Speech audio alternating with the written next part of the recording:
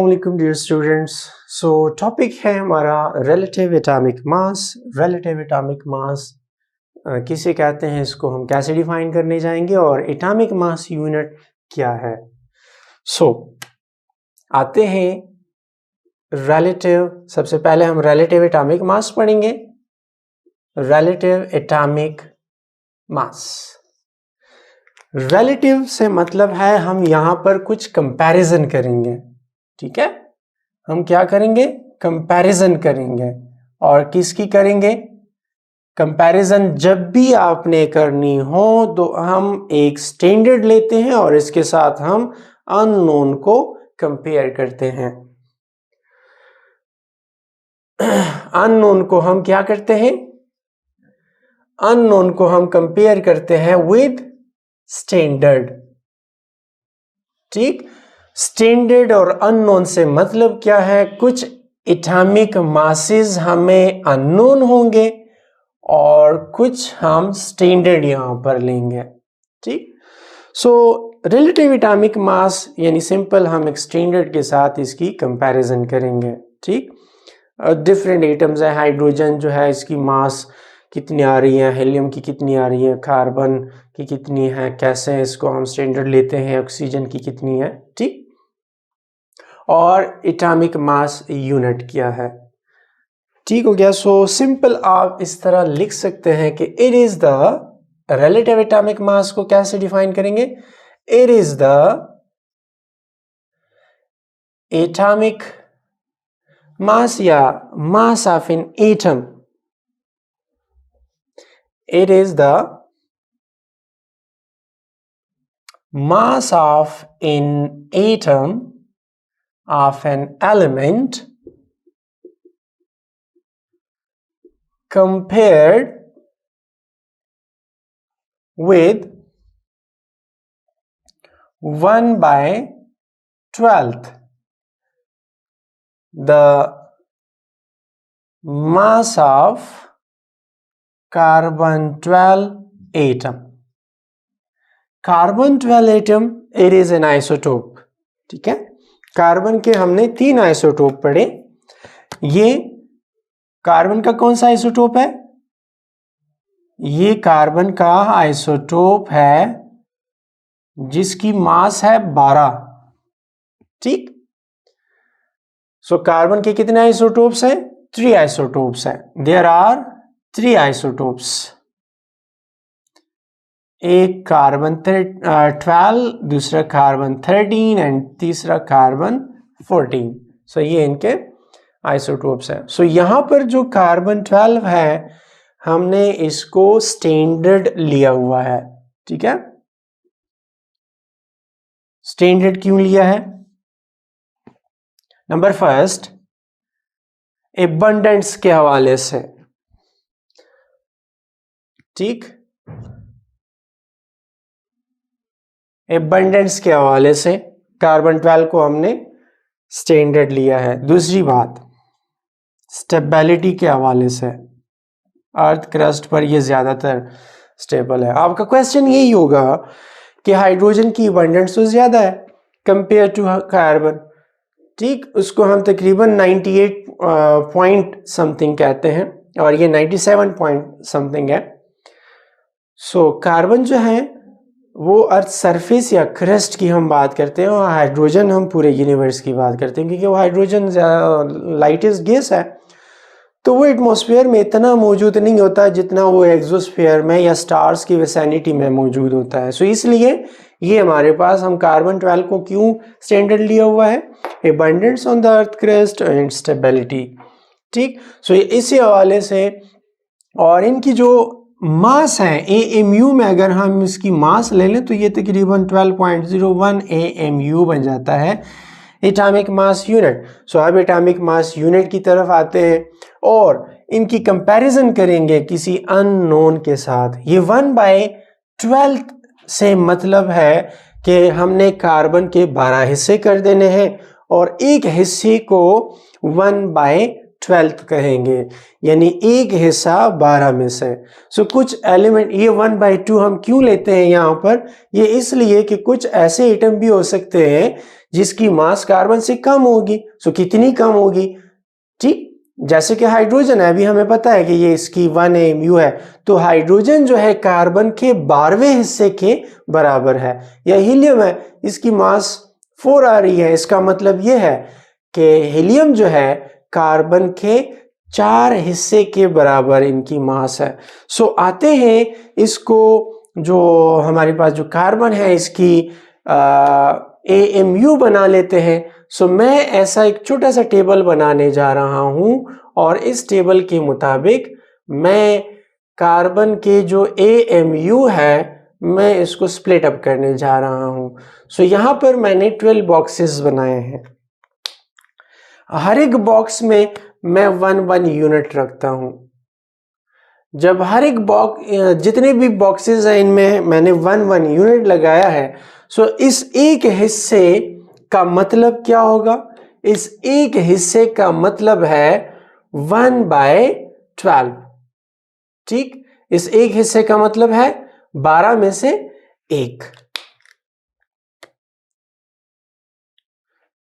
तो अगर मैं 2 की बात कर लूं तो इसका मतलब होगा कि 2 12 में से 2, या अगर मैं 3 की बात कर लूं 12 में से 3, 4 की बात कर लूं 12 में से 4, और इस एक हिस्से को हम कहते हैं एटॉमिक मास यूनिट।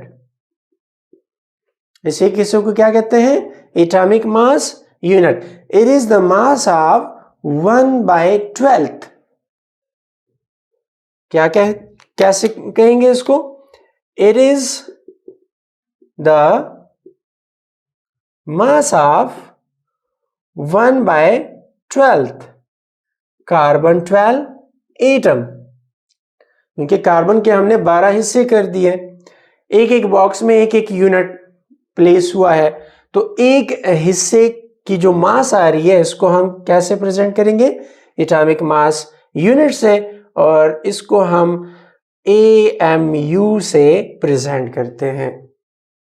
अब अगर मैं ये कहूं कि कार्बन 12 अगर मैं एक साइड पर ले लूं और इसको मैं कंपेयर कर लूं, सपोज मुझे हाइड्रोजन की मास का नहीं पता, ठीक, मुझे हाइड्रोजन की मास का नहीं पता, और मुझे पता है कि कार्बन की मास कितनी है, 12 हिस्से हैं, एक हिस्से की मास 1 AMU है। सो अगर 12 हाइड्रोजन एक कार्बन 12 के बराबर हो जाते हैं, तो इसका मतलब क्या हुआ, इसका मतलब ये हुआ कि कार्बन जो है इसकी मास कितनी है, 12 AMU, 1 2 3 4 5 6 7 8 9 10 11 12। सो एक कार्बन की मास कितनी है, 12 AMU। यहां पर 12 हाइड्रोजन इसके बराबर है। तो यहां पर अगर मैं ये कहूं कि 1/12 AMU of carbon will be equal to 1 hydrogen, तो हमें पता चल गया कि इसके एक बॉक्स की जो मास है वो हमारे पास आ रही है हाइड्रोजन के बराबर। इसी तरह अगर मैं कार्बन 12 को कंपेयर कर लूं हीलियम के साथ, ठीक, सो एक कार्बन की मास है 12 AMU, और यहां पर मैं क्या करूं, यहां पर 3 हीलियम जो है वो एक कार्बन के बराबर है। सो यहां पर मैं लिखना चाहूंगा कि यहां पर 3 हीलियम एक कार्बन के बराबर है। सो यहां पर हम इसको आसानी से सिंप्लीफाई कर सकते हैं। कैसे करेंगे, 3 1 3 एंड 3 4 12। सो इसका मतलब ये है कि 4/12 जो है वो हमारे पास एक हीलियम के बराबर है। 4/12 जो है वो एक हीलियम के बराबर है, ठीक, वो एक हीलियम के बराबर है। सो आप इसको मजीद सिंप्लीफाई कर सकते हैं। कैसे सिंप्लीफाई करेंगे, 4 1 4 and 4 3 12. So 1/3 of carbon will be equal to 1 helium. ठीक हो गया। या अगर ये तो वो एटम्स मैंने ले लिया है, या ये वो एलिमेंट्स हैं जो कार्बन से इनकी मास क्या है, लेस है। सपोज मैं कंपेयर करने जा रहा हूं ऐसे एटम्स जिनकी मासेस जो है वो क्या हो, कार्बन से ज्यादा हो। सो आते हैं मैग्नीशियम को कंपेयर करते हैं। सो मैग्नीशियम को कंपेयर करने के लिए मेरे पास है कार्बन 12 और मुझे नहीं पता कि मैग्नीशियम की मास कितनी है।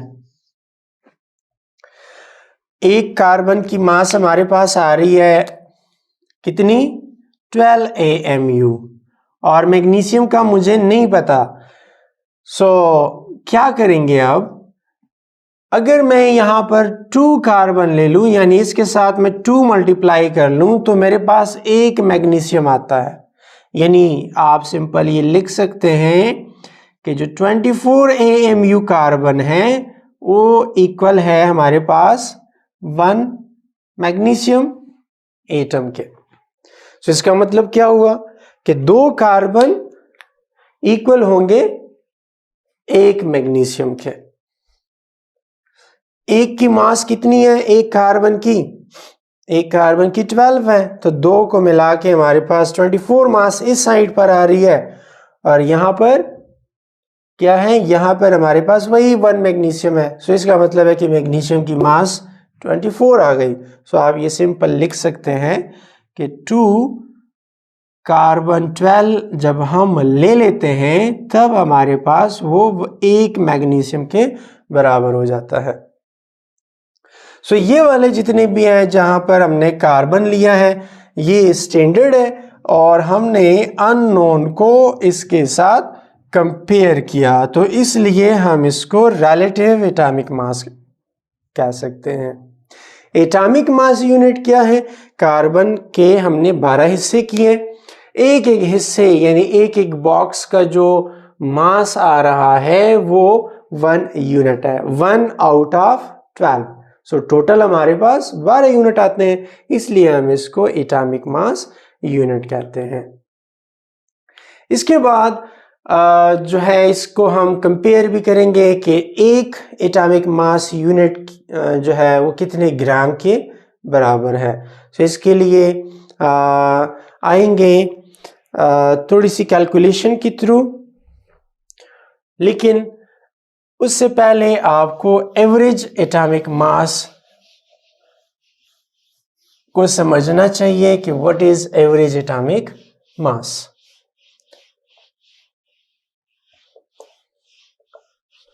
एवरेज एटॉमिक मास क्या है?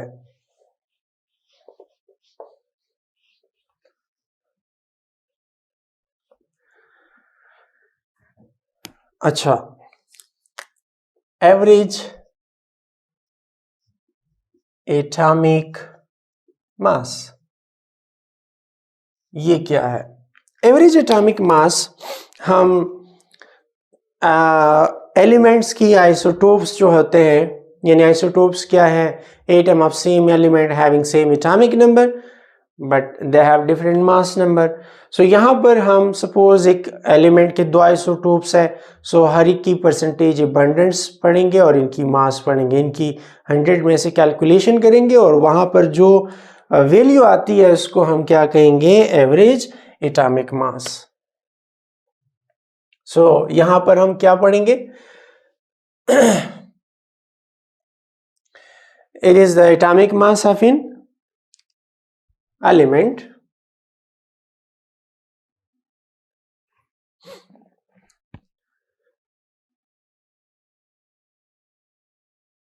atomic mass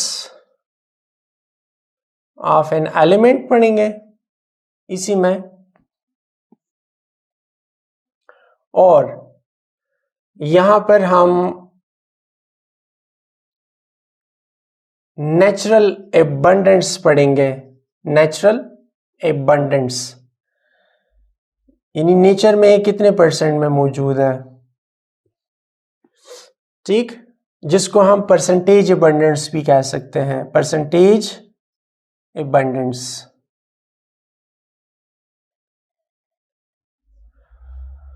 ठीक, परसेंटेज अबंडेंस ऑफ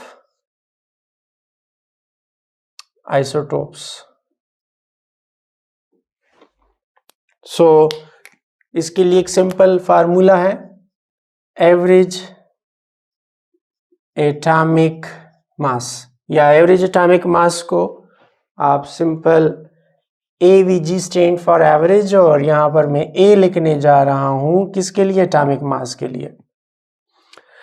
अगर किसी एलिमेंट के आइसोटोप्स 2 है तो इनके लिए हम कैसे लिखेंगे फार्मूला को, एटॉमिक मास यानी सिंपल आप यहां पर A भी लिख सकते हैं, atomic mass of isotope 1 multiply with percentage abundance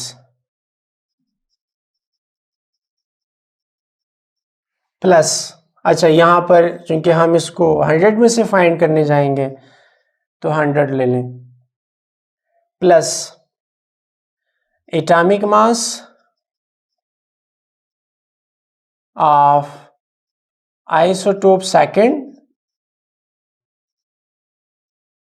multiply